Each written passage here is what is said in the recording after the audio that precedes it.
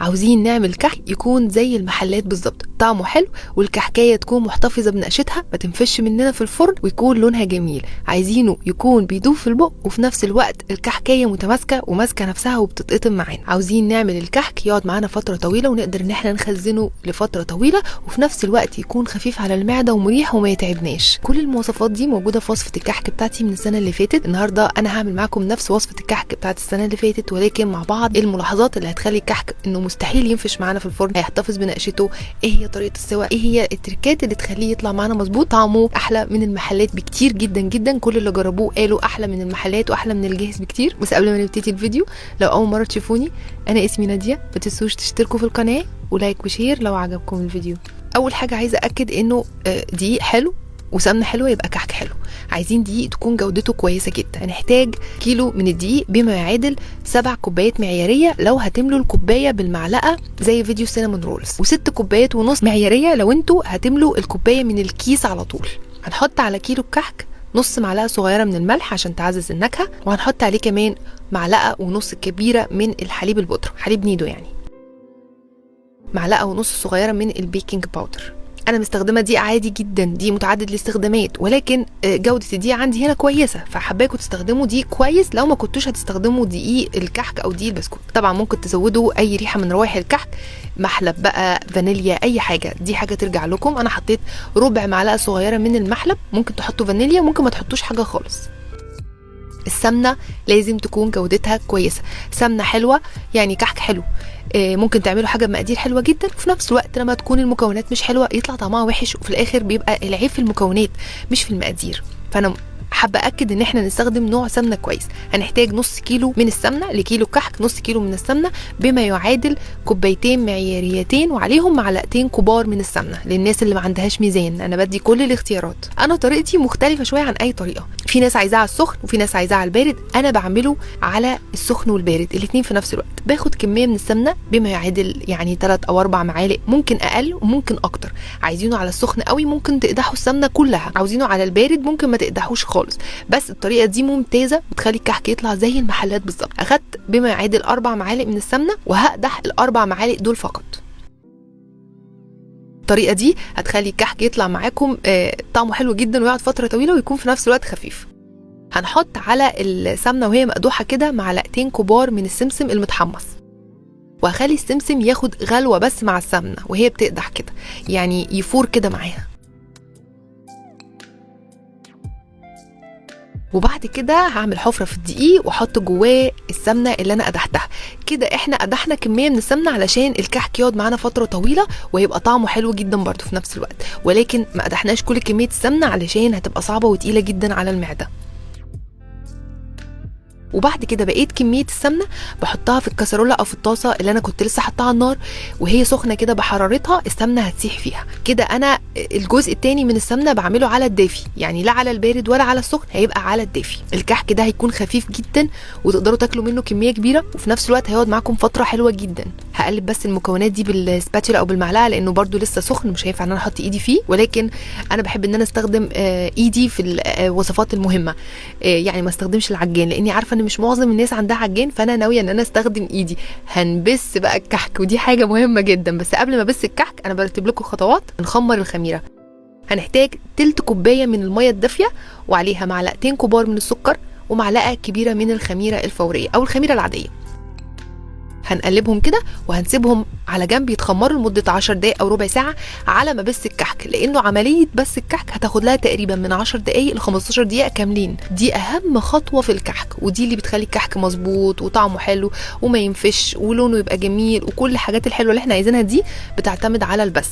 الموضوع ده عايز عضلات بس انا ما عنديش فانا بحط العجينه بين ايديا كده وافركها كده علشان اتاكد ان السمنه والدقيق تغلغلوا كويس مع بعض، يعني ان الدقيق تشرب السمنه كويس جدا. الموضوع ده اخد معايا انا 15 دقيقه بس في الكحك، 15 دقيقه. بعد كده بتعملوا تيست اولي او تيست مبدئي، تشيكوا على العجينه، تكوروها، تحطوا صباعكم فيها، ما حصلش اي شقوق، يبقى العجينه دي ممتازه.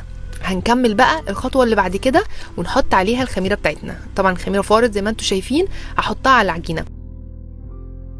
اول ما هتحطوا الخميره والميه على العجينه دي هتنشف، فدي حاجه عايزاكم تتاكدوا انها هتحصل 100% هتنشف، ودي حاجه ما تخضش.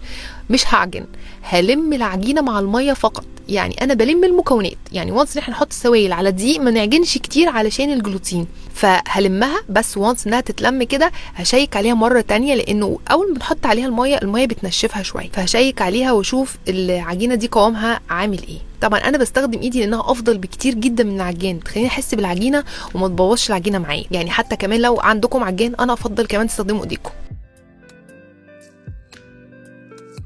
اكور العجينه وابص عليها واشوفها هتشقق ولا لا. في الفيديو القديم شققت، فرحت مزوده معلقه او معلقتين من السمنه على حسب، فهنا ما شققتش، يبقى كده العجينه مظبوطه. لو شققت هتزودي معلقه سمنه وترجعي تقلبي المكونات تاني بالسمنه وترجعي تشيكي تاني. طول ما العجينه بتشقق يبقى هي محتاجه سمنه، يبقى الدقيق بتاعك محتاج يشرب سمنه كمان، لان دقيقي غير دقيقي. بصوا الخطوط اللي في العجينه دي من الجلافز او الجوانتي اللي انا لابساه، ولكن العجينه ناعمه خالص، بالتالي طبعا انا هقلعه لان انا ما بحبش ان انا اتعامل مع العجين بالجوانتي، فعلا بيخليني ما احسش بالعجينه. اوريكم كمان طريقه تانية تاكدوا بيها ان العجينه دي مظبوطه. سيكي واحده منهم وكوريها، انا دي كنت حاشيها عجوه على فكره عشان كانت مقلبظه شويه عشان كده، وحطي عليها البصامه. اذا شققت وانت بتحطي عليها البصامه او شققت وانت بتشكليها باي حاجه، بشوكه باي حاجه، يبقى العجينه دي محتاجه سمنه. دي من ضمن الحاجات اللي ممكن تاكدي منها ان العجينه محتاجه سمنه، يبقى ممكن تكوريها وتحطي فيها صباعك او تجربي كمان عليها البصامه وتشوفي. غطي العجينه دي وسيبها ترتاح مش اكتر من 3 أو 4 دقائق فقط. الكحك ما بيخمرش، الكحك بيرتاح على ما اجهز الصاجه والفرن، مش اكتر من كده، 3 4 دقائق بالكتير. طبعا انا بوزن الكحكايه المظبوطه بتاعه المحلات وزنها 30 جرام. عندك ميزان اوزني، ما عندكيش ميزان يبقى بالويم كده او يعني بحسك كده. هناخد بقى الكحك ونكوره زي ما انتم شايفين كده، ونستخدم البصامه. الفيديو القديم انا شرحت فيه طرق تانية لتشكيل الكحك، استخدمت الشوكه واستخدمت حاجات تانية لتشكيل الكحك، وكمان ممكن تستخدموا قطاعه البيض دي، تعملوها كده بالطول وبالعرض تديكوا شكل البصامه لو عندك قطاعه البيض في البيت. طبعا البصامه دي انا جايباها اصلا من مصر مخصوص علشان اعمل بيها كحك. طبعا لو العجينه بتضغطي عليها بالبصامه كده والكحكايه ما بتشققش، يبقى العجينه مظبوطه. لقيتيها بتشقق وانت بتبصميها، يعني لو بتشقق خفيف قوي يعني من الضغطه ماشي، لكن لو بتشقق قوي زياده لا، يبقى في حاجه غلط. يبقى تلمي كل الكور اللي انت عملتيها دي وترجعيها تاني في البول اللي انت كنت بتشتغلي فيه، وتحطي معلقه سمنه وتقلبي وترجعي تجربي. عشان كده انا بقولك تاخدي واحده تجربيها تبصميها وتشوفي، بدل ما تلمي كل الكور دي تاني وترجعيهم جوه العجينه تاني. انا بحاول اديكي كل الخطوات او اديكوا كل الخطوات او الحاجات اللي تاكد لكم ان العجينه مظبوطه، او اللي تظبطوا بيها العجينه قبل ما تدخلوها الفرن والعمليه تفلت منكم. فبالتالي البصامه دي من ضمن الحاجات اللي بتاكد لي، او الشوكه او وات ايفر اللي هتستخدميه. لو الكحك بيشقق هيبقى ناشف شويه، عشان كده بقولك زودي معلقه سمنه علشان يبقى دايب وجميل معانا.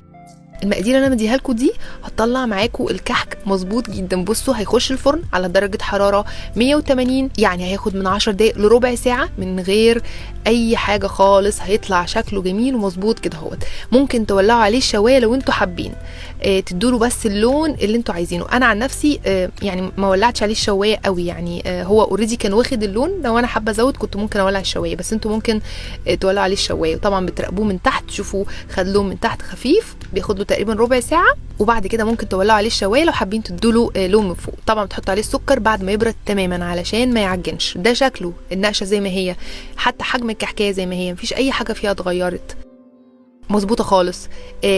طبعا انا عايزه كمان اقول على نصيحه ان انت تستخدمي صواني او صاجات الومنيوم.